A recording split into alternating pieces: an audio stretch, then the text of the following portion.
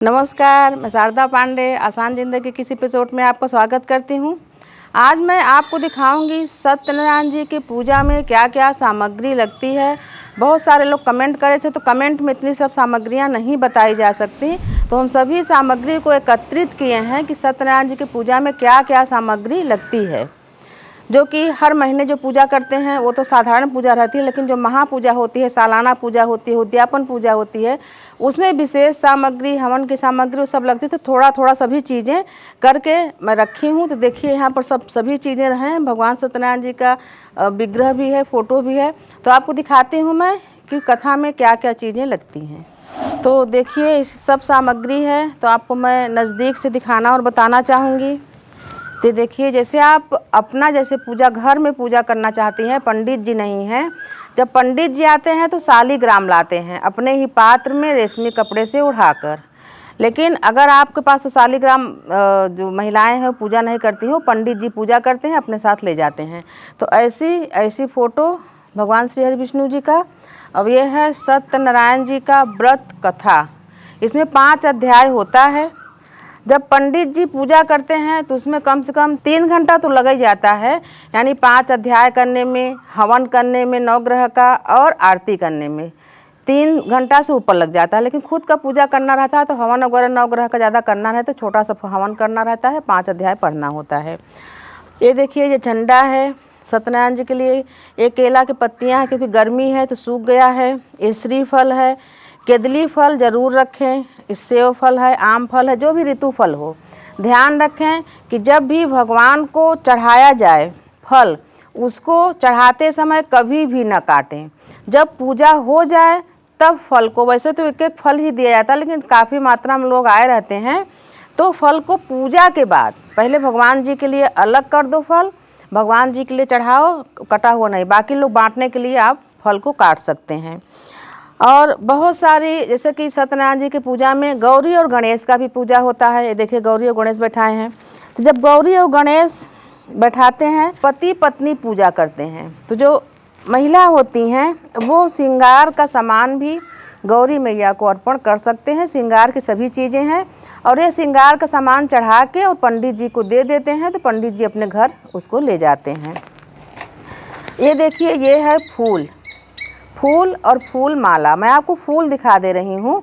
देखिए गौरी जी के लिए लाल फूल, ये देखिए गुड़हल का ये पिंक फूल, और ये देखिए ये ढेर सारा है गेंदा का फूल, और ये है दुर्बा जो कि भगवान श्री गणेश को चढ़ेगा। ये देखिए ये है पंचमेवा भी लगता है। ये है बादाम, काजू, ये मखाना, और ये नारियल है पका हुआ यानी सूखा, इसको भी काट के ये बहुत चीज़ों में लगता है। जैसे कि पंजरी में है पंचमेवा, चरणामृत में है, पलाश के दोने में तुलसी दल तोड़ के रखी हूँ, जो भगवान श्री हरि विष्णु जी को भी अभी चढ़ेगा। मैं पहले से डाल दी हूँ। दल मतलब ये देखिए एक में, दल मतलब कई चीज़, कई लोग या कई पत्तियाँ, उसको दल बोलते हैं। ये देखिए अकेली पत्ती नहीं होनी चाहिए ये। तो ये तुलसी दल भगवान श्री हरि विष्णु जी के पूजा में, सभी पूजा में, सत्यनारायण जी के पूजा में अति अनिवार्य है। ये हो गया, यहाँ रख देती हूँ। ये धूप बत्ती है, ये घी है, शुद्ध घी। ये जैसे पंचामृत बनाए हूँ, आसान ज़िंदगी में सर्च करके आप देख लें पंचामृत कैसे बनता है, उसको बनाएं। ये घी हवन में भी लगेगा।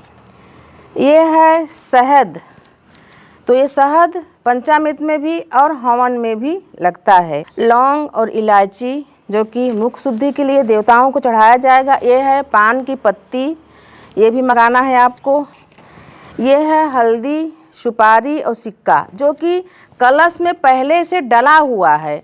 अब ऐसे नहीं कि आप कलश ऐसे पानी भर के रख दिए, ये चीज़ें डलेंगी, अक्षत भी डलेगा।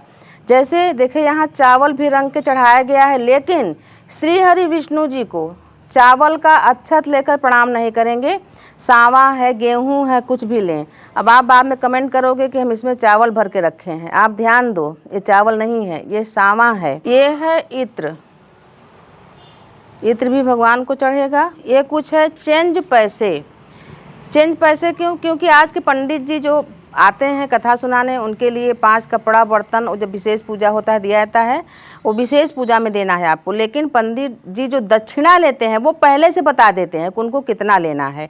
पहले क्या होता था कि सिर्फ दक्षिणा चढ़वाते थे, अलग से पैसा नहीं लेते थे। उनको 2100 5100 जितना लेना होता है वो पहले से बोल देते हैं। ये पैसा है कि जब जैसे कि गौरी जी को, गणेश जी को, श्री कलश जी को, श्री विष्णु जी को चढ़ाया जाएगा तो उसमें आप चेंज पैसा जरूर रखें। कथा के बाद दक्षिणा का बहुत महत्व है। थोड़ा सा दिखाई हूँ मैं। ये है हवन सामग्री, मान लीजिए ये है, इसमें चावल नहीं डला हुआ है।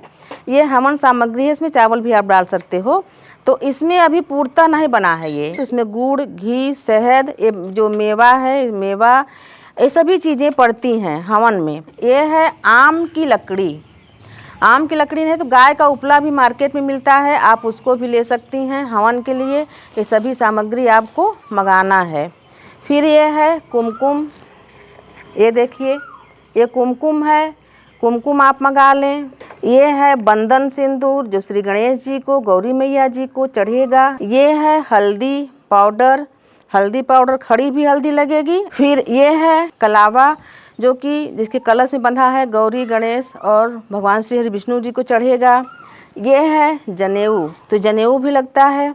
और ये है अक्षत के लिए चावल जो कि रंगा हुआ है। तो भगवान श्री हरि विष्णु को नहीं, लेकिन गौरी गणेश को अक्षत के लिए चावल चाहिए। ये है सुपारी। तो सुपारी जैसे आप पूजा करोगे, जैसे घर में हम हर महीने पूजा करते हैं, तब तो कोई बात नहीं, मुख शुद्धि के लिए 2-2 सुपारी देवताओं को चढ़ाना है, पान और लौंग इलायची के साथ। और ये है वस्त्र गणेश जी को, ये भगवान श्री हरि विष्णु जी को ये वस्त्र भी लगता है। और ये देखिए, ये है ढेर सारे पलाश के दोने। आप लोगों को नहीं मिल पाएगा जैसे, तो कोई बात नहीं, वैसे भी दोना। नया बर्तन इस्तेमाल किया, खुद का इस्तेमाल किया बर्तन में देवी देवताओं को नहीं चढ़ता, भगवान का अलग बर्तन रहता है। तो ये है जैसे कि पति पत्नी पूजा करके उठेंगे तो उसमें पंडित जी प्रसाद देंगे, और फिर देवी देवताओं को भी भोग लगेगा इसी पलाश के दोने में। ये पलाश का दोना भी बहुत ही शुभ होता है, इसको मंगाएं। तो इसको हम यहाँ रख दे रहे हैं। ये तो ये सभी सामग्री है सत्यनारायण जी के पूजा का। फिर ये जो पंजरी प्रसाद में दिखाई हूँ तो थोड़ा सा करके दिखाई हूँ। आप ये देखें कि आपके यहाँ कितने लोग आएंगे, तो 1.25 किलो, 2.25 किलो, 5.25 किलो, इस हिसाब से पंजरी और ये पंचामृत भी बनता है, जिसमें अगर शालिग्राम रहते हैं तो उनको स्नान कराया जाता है। पंडित जी विधिवत स्नान करा के फिर स्थापित करते हैं। जो पंजरी है ये जब कथा हो तभी, जिस दिन कथा हो रहा है उसी दिन भूंजें, एक दिन पहले पंजरी भूंज के न रखें। अगर ऐसे आपके अकेले हो, कुछ भी ऐसा है मान लो, तो एक दिन पहले आप पंजरी भूंजते भी हो तो उसमें तुलसी दल डाल के रखो, कोई बिना नहाए वगैरह न छुए। वैसे पंजरी जिस दिन कथा सुनो उसी दिन भूना जाता है। कथा के बाद हवन होगा, हवन के बाद फिर आरती होगी। आरती में सजा के नहीं दिखाई हूँ, सामग्री बता दे रही हूँ कि घी रहेगा, रुई रहेगी, उसका 5 बत्ती वाला बना लो या 1 बत्ती से ही, जैसा चाहो आप। आरती करना है। आरती करने के बाद फिर एक कपूर है, कपूर की भी आरती अंत में करना है। आरती के नीचे भी देखिए अक्षत है, चावल, ये रख लेंगे। बहुत सारे लोग बोलते हैं पहले आरती कर लेते हैं फिर हवन करते हैं, तो ऐसा नहीं, पहले हवन होता है फिर आरती होती है। फिर जब पूजा स्थान से जब उठेंगे तो पंडित जी को माथ नवाएंगे चरणों में, और आपके साथ पति जी रहेंगे, उनको साक्षात श्री हरि विष्णु मान के उनको भी प्रणाम करेंगे। फिर आपको पलाश के दोने में प्रसाद पहले पति पत्नी को, दंपत्ति को देंगे। तो जो पत्नी रहेंगी वो आंचल में प्रसाद को ले लेंगी, पति भी ले लेंगे, और प्रणाम करने के बाद एक जगह बैठ के उस प्रसाद को खुद खाना है। तुरंत आप प्रसाद को नहीं खा सकते, तो थोड़ा सा खा के प्रणाम करके रख दें, लेकिन बाद में उस प्रसाद को आपको ही खाना है, ये नियम है। पंडित जी का दिया हुआ प्रसाद खुद को खाना रहता है। और ये देखिए, ये है कुश घास, इसको भी रखना चाहिए भगवान को, गौरी, गणेश और श्री हरि विष्णु जी को, वरुण कलश जी को स्नान कराने के लिए। ये सत्यनारायण व्रत कथा को भी ये देख लीजिए, इसमें 5 अध्याय होता है। और हिंदुओं के यहाँ, ब्राह्मणों के यहाँ शंख भी होती है, तो हर अध्याय में अच्छे से शंख बजाना चाहिए। आस पड़ोस के लोग तभी जान जाते हैं कि हाँ किसी के यहाँ सत्यनारायण जी की कथा होती है। और हमारे ही आस पड़ोस में बहुत सारे लोग हमेशा रोज नहाने के बाद शंख बजाते हैं। शंख की ध्वनि बहुत ही पवित्र मानी जाती है। आम की पत्तियां भी न मिले तो आप ये देखिए, जो पान की पत्तियां हैं इनको लगा दीजिए, कलश में, ऐसे इनको करिए ऐसे और 5 ठो लगा दीजिए पान की पत्तियाँ। तो हर चीज़ का एक तोड़ है, हर चीज़ की विधि है कि ये चीज़ नहीं है तो दूसरे चीज़ से काम चलाया जा सकता है। कथा सुनने का नियम क्या होता है, जो लोग कथा सुनते हैं वो व्रत करते हैं। आजकल मान लो किसी को बीमारी है, कुछ है, तो उसीलिए विशेषकर कथा अगर पूर्णिमा है तो चंद्र उदय के बाद सुना जाता है, तो तब तक व्रत रहना पड़ता है। आजकल ऐसा नहीं कर सकते हैं, तो कथा दोपहर में 11:30 बजे से पहले सुने। अगर नहीं सुन पाते तो मध्याह्न में यानी 12 से 1, 2, 3 बजे तक कथा इन मध्याह्न में दोपहरिया में नहीं सुनना चाहिए। फिर प्रदोष काल में कथा सुनना चाहिए, यानी 5 बजे के बाद से कभी भी कथा सुने।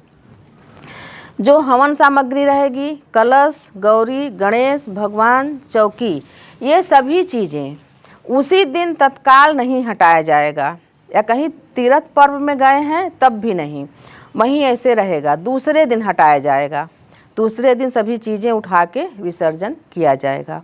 तो ये सभी सामग्री एकत्रित करी हूँ पूजन का, जो कि बताई हूँ आपसे। किसमें अभी जैसे मान लीजिए आप किसी व्रत का उद्यापन कर रहे हो, मान लो कि जैसे एकादशी व्रत है या पूर्णिमा व्रत है, जैसे आप व्रत पूजा करते हो उसका उद्यापन करना है, तो उसमें विशेष क्या करना है। उद्यापन का मतलब होता है कि हम जितना पूजा पाठ किए हैं, हमसे जो भूल चूक हुई है वो उद्यापन में उसका भरपाई किया जाता है। भरपाई में क्या होता है कि जो भूल चूक के लिए पंडित जी को 5 कपड़ा, 5 बर्तन, 5 अनाज, 5 फल, कुछ दक्षिणा उनको दिया जाता है, और आसपास के लोगों को यानी अपने भाई पटदारों को भोजन कराया जाता है, और विशेष हवन होता है, विशेष प्रसाद चढ़ता है भगवान को।